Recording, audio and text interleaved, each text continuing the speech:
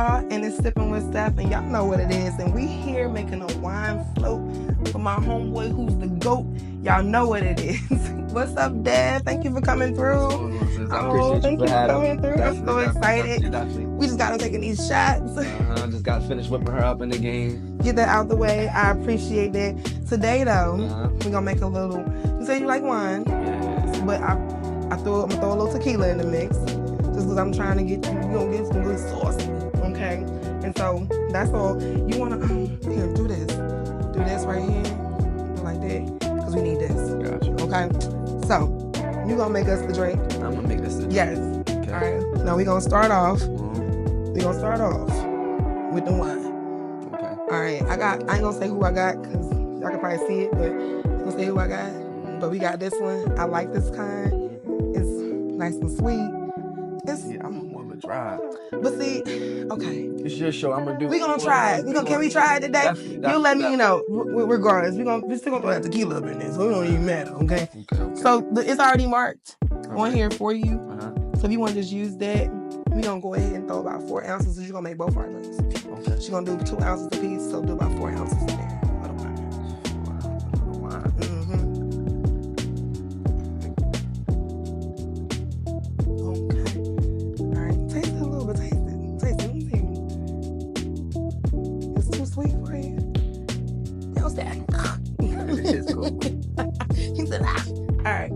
The wine. All right, now we got a little Blanco tequila. Now sometimes people do Reposado. You do Reposado because it is a darker wine. Well, we gonna tweak it today. Okay, so I want you to pour out. We're gonna do 1.5 ounces. Almost. Yeah, 1.5 ounces is gonna be good for us. So that's this side. That's this side. Go ahead. 1.5 ounces. 1.5 ounces. Yeah, there you go. What's going on, world? Y'all know when y'all see this face is about getting some money. I'm here on the couch with my girl Steph. We sipping with Steph today. We about to go crazy. Y'all gotta tune in. Y'all know what's going on. Let's get it. No. And pour that in there. Well, it ain't all the way at the top. Right. What did you do? Oh, that was a little bit more. Okay, that was a lot more. All right. That was 1.5 ounces. So we got our bitters. We got some orange bitters. We're going to throw that in there. Do about 4 douses of that. Like, flow. So what's this? Some more sweet shit? It's a little aromatic. But they have the orange. Just do. You're going to have to get faster if you're going to be. Okay, that's enough. See, that's enough. That's enough. See how dark it's getting? It's getting real. All right. The black of the berry, the sweet of the juice. Then we're going to add in some simple syrup. Let's do, see, this is 1 ounce. This is 1.5 ounces. Okay, so we're going to do 1 ounce. Maybe a little bit more, like maybe 1.5 ounces of simple syrup. Because you just add all them bitters in there. We're going to try to even it out. Okay. Oh, yeah. And then,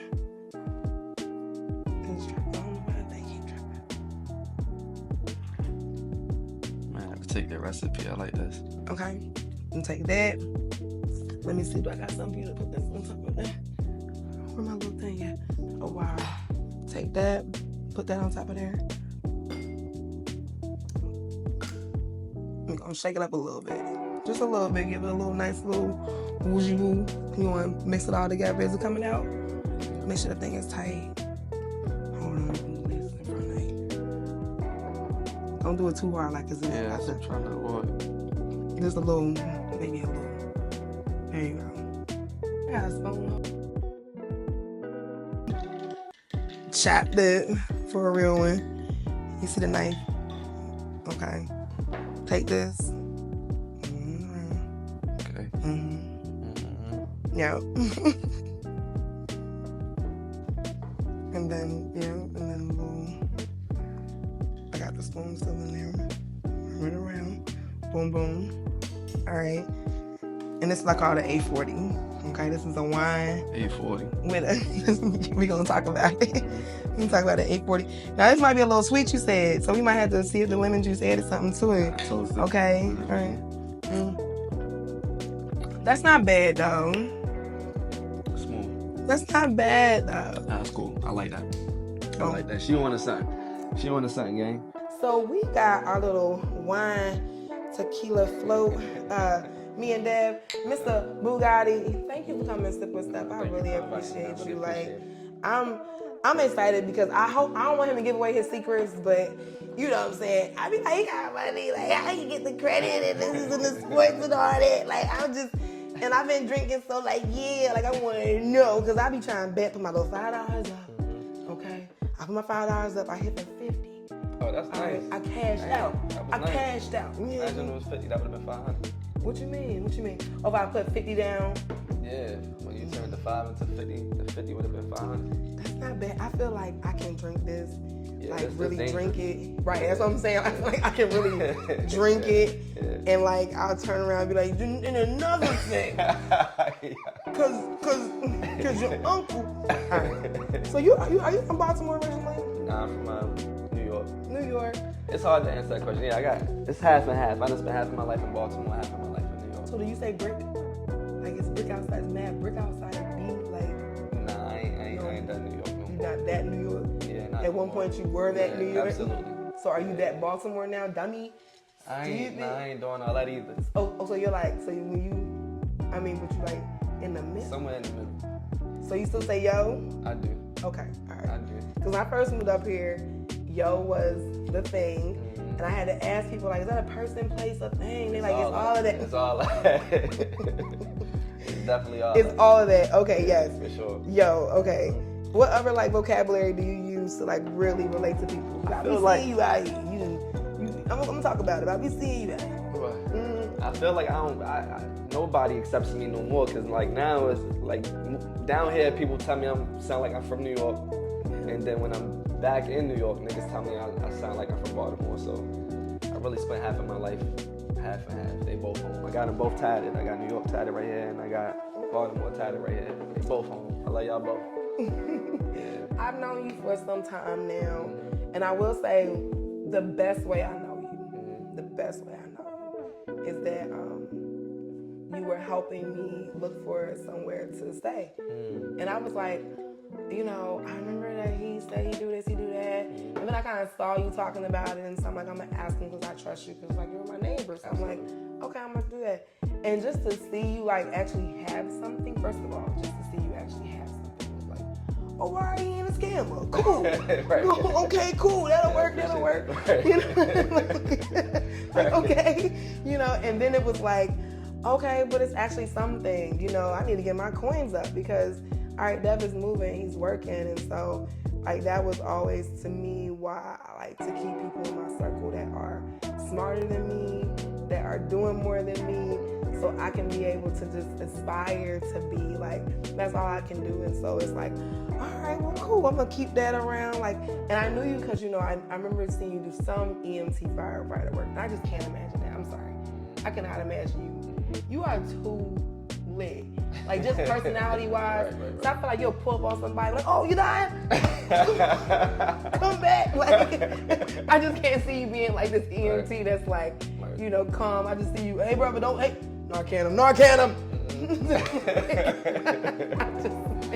So I'm like, okay. Accurate. So like that's how I know you. So just how did you get into all that you do? Well, first off, I appreciate that. That means a lot, definitely.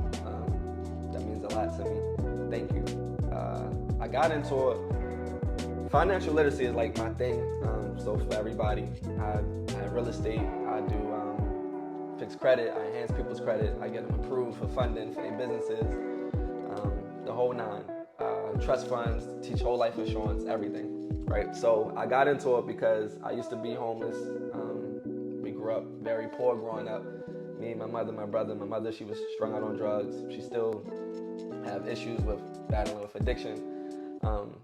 But going from house to house, me and my brother, we was split up young, so we never really had any sense of normalcy growing up. And when I got old enough to be able to take my life into my own hands, I'm like, I'm never going to be fucking homeless again. I'm never going through it again. I'm never going to have my kids, go through the things that I went through. So I dug deep into financial literacy, like getting my credit right, finding out about real estate.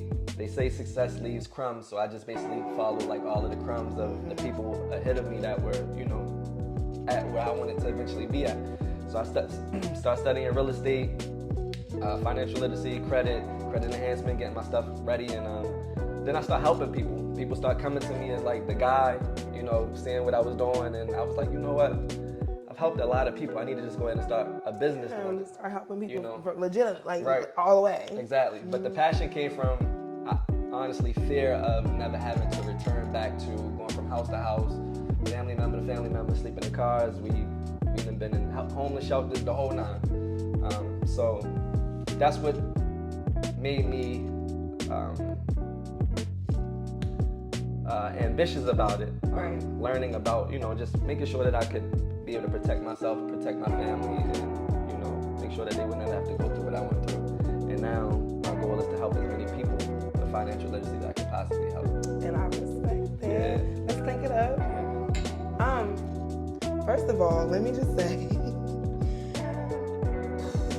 sleeping with stuff is dangerous because you're really making drinks that got like real liquor in it. And you told me you don't drink too much. I try to keep it very classy with the wine. I feel like you're a classy individual. You know what I'm saying? And all that good stuff. Where have you traveled to? Where have you been? Oh man, I follow your stories. Yeah, I've been some places. I've been to Aruba. I've been to Mexico, Cancun, Tulum. I've been to Colombia, Medellin, Cartagena, Cali. Cartagena, Medellin. I like when the black men be like Cartagena. I like that. How important is it for black men to travel? It's oh my God, it's so important. Oh my God. Yeah, because I mean it's not for prostitutes. I ain't talking about traveling for the I'm just playing. But I ain't talking about traveling for the prostitutes, okay? Just for the experience and to gain perspective on other people's lives. Like that humbles me every time I go across the seas and you see, especially in like Medellin, Cartagena, you see pregnant women that are literally sleeping on the streets with a baby in their stomach and a baby in their hand, and real pregnant. They just looking for money. You know what I mean? So to see that, I've seen people in DR. I love DR. I have friends from there, so they've taken me like through the city. I don't go there as like a tourist. My brother really looks Dominican. You look they call him Dominican. Chulo Papi. Yeah, I can see a little papi. I can see a little Chulo Papi. Yeah, you had the curl. Yeah, one curl. Okay. Yeah. Where you from? Okay. Anyway, you've been a lot of places, so yeah, it's important, man. I think it's super important. Like I've been, coming from Kansas, going to Baltimore, I went to school in Louisiana. I don't know about from Kansas. Now you know. Now I got one. And I've seen I'm talking about natural disasters. Like people are like, I've seen tornadoes. Wow. I was in Louisiana when Hurricane Katrina happened. So Wow. I've seen what was that like? Scary, I'm sure. So yeah, it was all that, but it was like you said, it was humbling. Yeah. Because you really get to see people. Like I'm down there for college. I'm here on a scholarship. I'm a little poor too. You know what I'm saying? What were you in college for? So look at a variety of things. Why do you ask? It's funny you ask. It's funny you should say. So I first went to school for pediatrics. So I went to Dillard University. It's a small HBCU. It's like down there in New Orleans with Xavier University. And then I went to Summer University, Baton Rouge. Shout out to the Jaguars. And that was just an experience in itself. That's a real HBCU. No offense to no other HBCU in the Northeast, West areas. But them HBCUs in the South really know how to historically black college and university. Like they really know how to do it. And it really opened my eyes, and that's where I would actually experience Hurricane Katrina when I was down in sorority, any of that? So when I had planned on doing something, maybe Hurricane Katrina came. Wow. And so it's like you can't rush with the flood, and things kind of took a turn. And so it just was interesting because, seeing people's lives like completely gone. And here I am, like I'm a college student. I ain't got no money neither, but I have my mom I can go back home to. I know she got a home in Kansas, like I'm just in Louisiana. And then the fact that I couldn't get home right away, people were calling. It was a lot. And I was in Baton Rouge, and so the main situation happened in New Orleans, which is like 45 minutes away. It was still, we got a lot of the weather, a lot of the water. It was still really dangerous. And I went into New Orleans with FEMA and Red Cross on like some volunteer type of stuff. And that's so you got to see it firsthand. Yeah. And that's when I saw, like, me and my homegirls volunteered. And it's like, you got to go in with one pair of clothing. Right. You can't leave out with that pair of clothing. Once you get to a certain checkpoint on the bridge, you can't leave with that clothing. So what did they have y'all doing volunteering? Scooping up dead dogs. Jesus. Dead, like, it was mainly like animal type of stuff. Wow. Looking for people. Wow. Wow. You didn't find anybody, did you? I didn't see anything. The day was just interesting. And it's still interesting to this day because I didn't see anything of that nature. But, you know, I do know of people who lost everything. Their family lost everything. And then because you see people that are really on top of roofs of their houses and stuff like that. It was very real. So it's like, yeah, that was a very traumatic situation. Yeah. So I kind of like just grew from that. I became super humble to a lot of things, which like made my heart super big, which could be like a downfall sometimes. But it made my heart super big because then I'd be like, you know, because you never know what people's situation is, right? You know, and that's the case. But sometimes folks be actual villains. And so it's kind of like, damn your situation, right. Like, and I've had to learn that. Like sometimes it really be, you never know what somebody's going through. He's actually a supervillain though. Like he's actually concocting a lot of plans and bad mistakes in simultaneous order. Like I could give a damn what he going through. Like I ain't gonna lie. Yeah, like it's not everybody is good enough to where you should care about what they're going through. And that might sound mean. No, it's some fucked up people out here. Yes, like it's for people, if somebody lie about you, kill off your grandfather.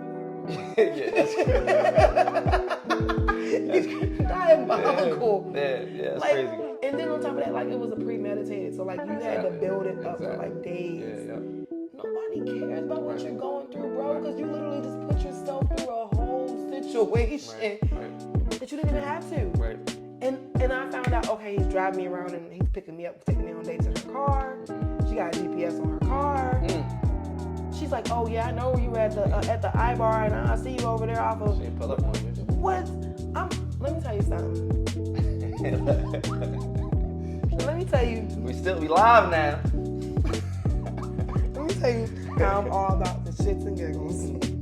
I'm all for the shits and I'm all about the giggles. Okay, I will laugh on especially if you come to my house. I'm a woman to woman type of thing.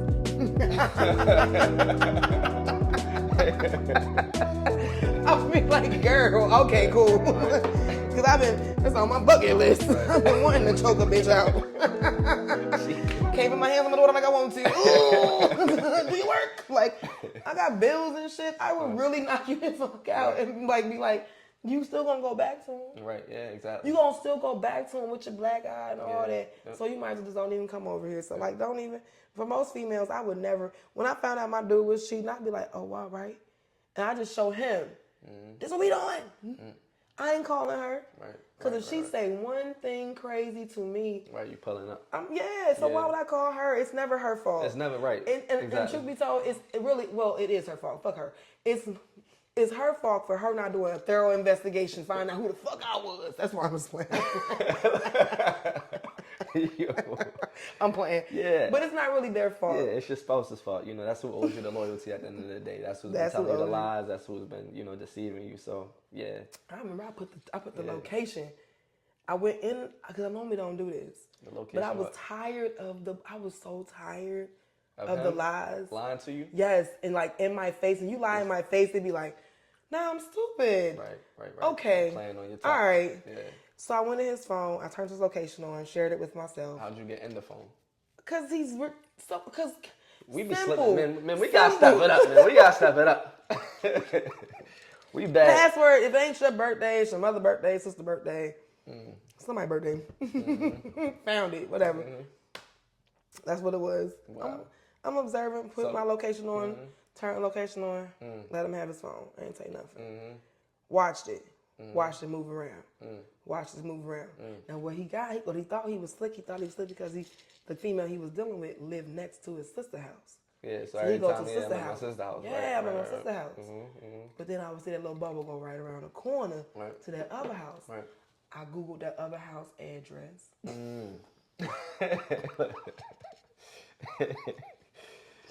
Found out who the owner of the house was on the property. Found out how much property tax they fucking owed. Wow. Found out, okay, that's her. She bought it when? Okay, she bought it. She been living there for how long? Oh my gosh, boom. I never said nothing to him. Right. I never said nothing to him.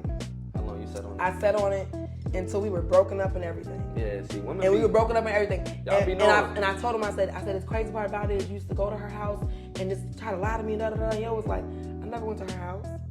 And that's what made me pull it up. Right. We were done and everything, and I'm like, what?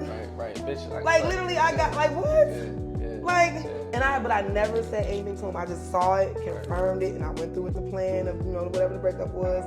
But I never said anything to him until he was like, I ain't never go over that girl house we was together. Now I got to pull out the cards. So how was you able? You didn't. It wasn't times when he came in the house and you got like an attitude because you know he been at this bitch house and you know he lying to you. That happened. With me, it's like 1, 2, 3. What you mean? 1, boom, you ain't come home. You stayed out all night. Mm-hmm. You said one lie. Mm-hmm. All right. Okay. You got me fucked up, but okay, we gonna argue about it when we get over it. Mm-hmm. Boom, 2, you try it again the next week. You ain't come home. You lost your phone died. That's 2. Mm-hmm. And on 2, I'm already packing stuff. All right, boom. I don't care where we at in a relationship. It could be 3, 4, 8. Okay, all right, okay. Because what I can't stand is a liar. Right. So 3, boom, you don't come home. I call you, tell you, don't come home. Right. What you mean don't come home? You don't pay enough bills to come home. Right. To her. Right. Right. That part. Right. You don't pay enough bills to come home. Wherever you've been at, you can go because you've been able to go there and stay. Right. So I'm assuming So you're stay. safe. You're safe.